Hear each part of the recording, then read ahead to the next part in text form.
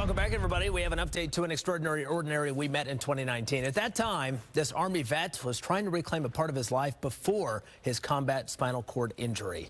Well, his new self brings it back to his old self. So once again, this week's Extraordinary Ordinary. The last time we talked, I wasn't jumping out of airplanes. Do these activities without the use of my legs. And once I figure that out, everything else is cake. And now I am jumping out of airplanes. Some weird way, the universe has offered me this opportunity I was capable of doing on my own was all I needed. And it set me off on this wild trajectory.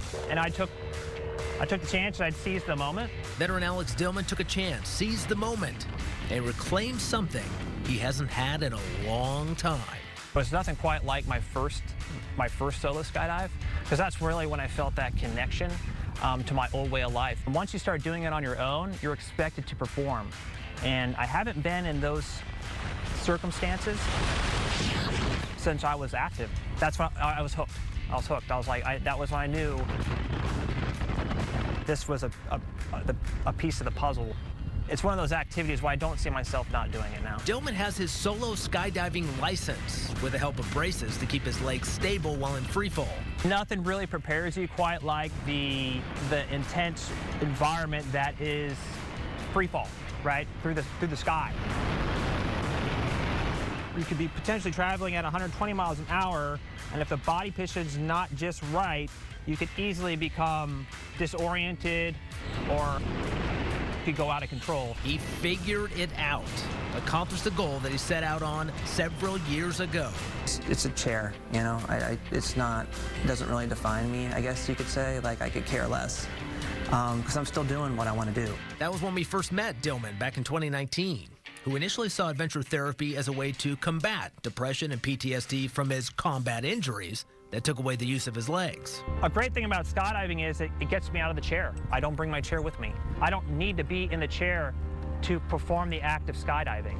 He didn't know this was, in a way, giving him that ability back. Through the act of free fall, I have a much better connection with parts of my body that I wouldn't normally feel those neurological responses.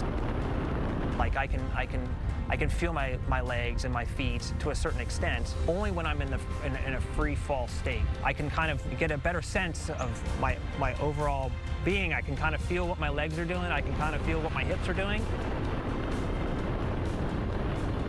And having that feeling again, even if it's for 30 seconds or 60 seconds, like that's enough for me. It's one thing to accomplish goals that you set out for yourself. It's another thing entirely to have your little one looking on while you're on your journey, a journey that could possibly, for 30 to 60 seconds, erase an injury.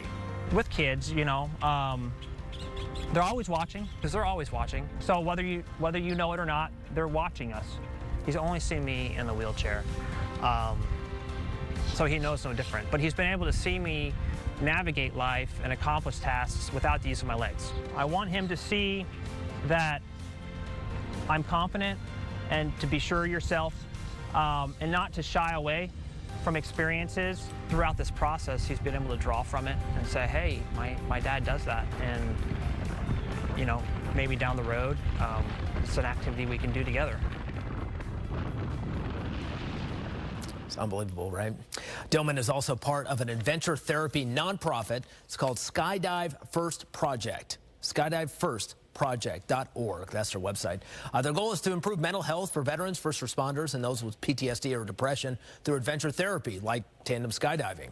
We put this information on our website, foster-teen-news.com. If you have an idea, someone or something you think is an extraordinary ordinary, shoot me a suggestion. Walter.allen@fox.com or on social media, X, Facebook, and on Instagram.